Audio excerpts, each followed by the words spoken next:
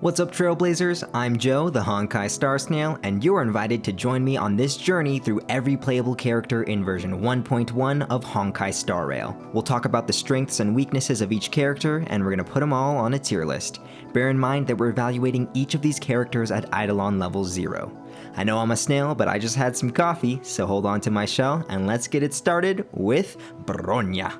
Bronya excels as a support, boosting team damage, removing debuffs, granting allies extra turns, and dealing decent damage herself with a guaranteed crit on each of her attacks. This is an obvious S tier. Bronya more than earns the Star Snail's approval. Welt is another powerful support. He reduces incoming damage by slowing enemies and amplifies their damage taken with his ultimate. Welt's ability to do imaginary damage is a rare trait, and he's all the more valuable for it. Star Snail approved. Gepard might not be a damage dealer, but his defensive utility is a crucial asset.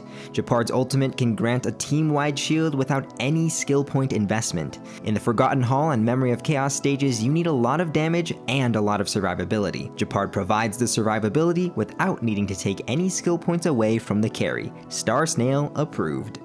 Bailu is similar to Gepard, offering sustain to get your team through challenging content. Bailu's ultimate packs a lot of defensive utility all into one ability, so you don't need to use many skill points on her. Moreover, Bailu grants 1 free revive per battle to handle those happy little accidents. Clara is a monster in the right situation. Anytime she gets hit, Sparrog delivers a powerful follow-up attack on that enemy. Clara's ultimate increases the chance that enemies will target her, so she functions as a bit of a tank too.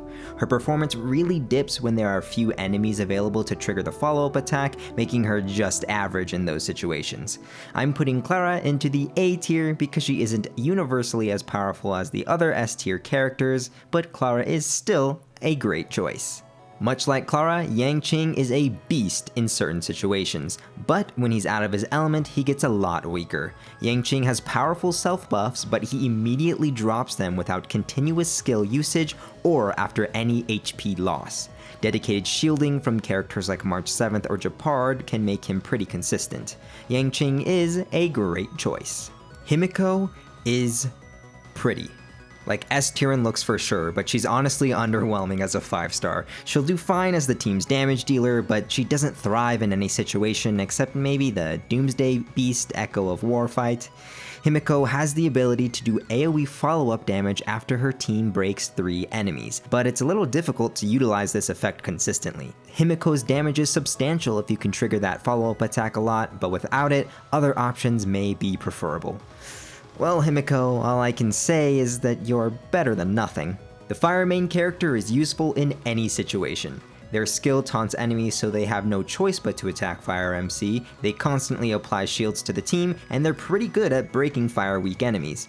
The Fire MC will deliver consistent value no matter the situation, so I think they're a great choice. Okay, but the Physical MC though, they're fine, they do decent damage. I would put them into the C or B tier, but the problem is that if you use the Physical MC, you cost yourself the opportunity to use the Fire version, who tends to be a lot more useful. I really like the Physical main character animations, so it pains me to put them all the way in the D tier. Don't forget me. Alright, let's take a pit stop right here as we've just covered all the beginner banner 5-star characters and the 2 available main character classes. This means I touched on at least one character that you have, so we need to talk. Any character that I put into the S tier can excel in any situation and are safe investments. A tier characters are strong overall and become powerhouses in the right circumstances, and B tier characters are decent all the time but don't pop off as hard as higher tier characters. And the Physical MC down there in the D tier is just not recommended. This channel is currently still very small, so if you have any questions or anything to add to this discussion, go ahead and make a comment. I read and reply to all of them. Now let's get the limited banner 5-star characters onto the list, starting with Seele. She follows the path of the hunt, and as such she does very high single target damage. What makes this character totally broken is her passive talent granting an extra turn when she kills an enemy. Even in multi-target situations, Seele can shine just as much as if it were a single target fight because of all the extra turns she's gonna take. Star Snail approved. Silverwolf is really cool. She debuffs opponents significantly, elevating her entire team's performance. She implants a new weakness onto enemies and can apply plenty of other debuffs. Even a mediocre team can reach great heights when you add Silverwolf into the mix. Star Snail approved times 1000. She's a literal game changer and I love her. Jing Yuan pops off hard in AoE fights, but only performs decently in single target encounters. I want to put Jing Yuan into the S tier, but that tier is reserved for units that will go ham in any situation, and Jing Yuan falls short in single target fights unless his gear is fully maxed with an optimal team setup. Jing Yuan is a great choice, and he's so close to earning the full Star Snail approval. Now we can finally move on to the 4-star characters. Ting Yun has got to be the most valuable 4-star character, turning any damage dealer into a hyper carry with attack buffs, bonus damage, and ultimate charge. Like Bronya, Ting Yun also deals high damage with her basic attacks due to her passive talent, which enables the team's carry to do a small attack with Ting Yun when she uses her basic attack. Star Snail approved.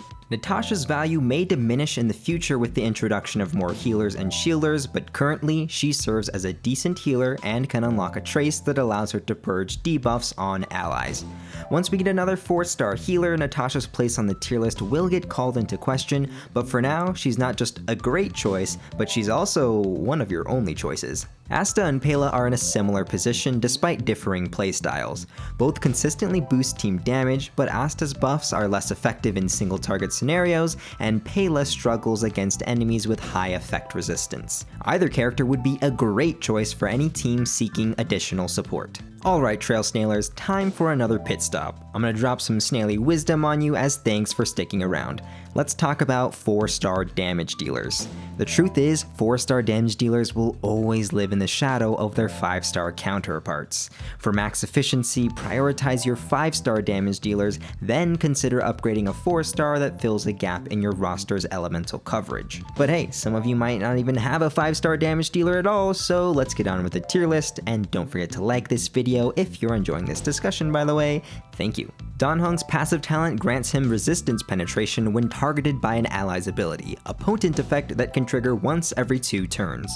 His ultimate deals bonus damage to slowed targets. If you like the idea of aligning the timing of his talent cooldown with his ultimate on a slowed enemy, then Dan Heng will put in work for you.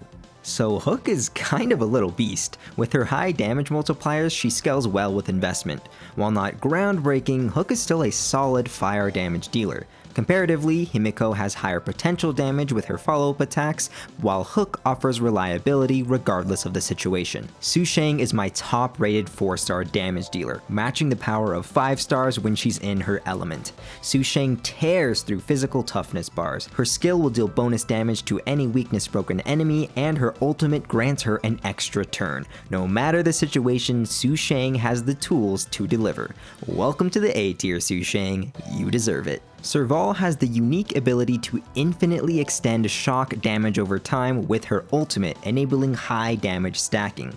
While not currently consistent enough for the A tier, Serval's value will rise with the arrival of Kafka and her damage over time teams. As a defensive specialist, March 7th is valuable for pushing through harder content, but she falls behind her competition. The issue is her need to spend a skill point to apply any of her shields, unlike other defenders who can protect their team without using their skill at all. If you need to increase your team's survivability, then March 7th is better than nothing. Qing Chui is unpredictable due to her RNG mechanics, resulting in varying power levels from turn to turn. Her inconsistency prevents me from rating her very highly. I'm gonna put her in the could be better tier. If you enjoy gambling, feel free to try your luck with the Qing Chui slot machine. Sam Po is a damage over time specialist. He synergizes well with Serval by amplifying her infinitely stacking shock damage. This duo isn't groundbreaking just yet, but again, Sam Po is just waiting for Kafka's arrival to unlock the true damage over time potential. Arlen is in a weird spot. He deals great damage without spending skill points, but he does so at the cost of his own HP. With a passive talent that boosts damage as his HP drops, it's no wonder most people are scared to give him a chance. I see potential in Arlen, but it requires further exploration. Until we crack the code and figure out how to make this character broken, Arlen's gonna fall into the could be better tier alongside other potentially dubious picks.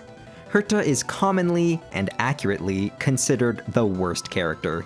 She has low damage multipliers and limited follow-up attacks per enemy. She can be fun for dealing with trash mobs or going through the simulated universe, but overall she's underpowered.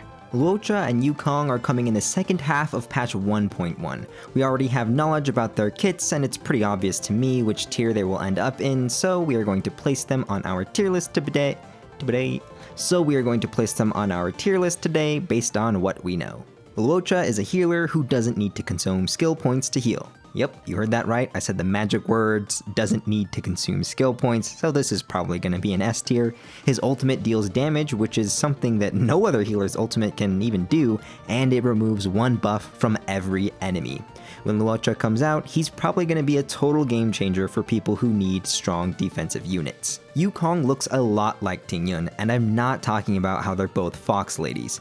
Yukong's skill buffs the next two ally actions, and her ultimate provides additional buffs. Yukong shows S tier potential, but for now she goes into the A good choice tier due to potential inconsistency in timing the buffs to hit the correct allies. And with that, our tier list is complete.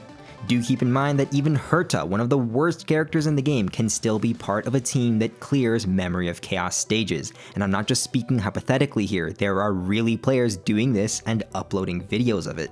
You'll find that in order to pull this kind of thing off, it's necessary to leverage the power of the game's top tier units, but that's what I love about this game. There are so many fantastic options. Look at how top heavy this tier list is. If you want to carry around some dead weight like Herta because you like her, then you can totally pick out any of the other stronger characters to team up with Herta and clear even the Memory of Chaos. Be sure to subscribe for the Light Cone tier list. This is the Honkai Star Snail, signing off.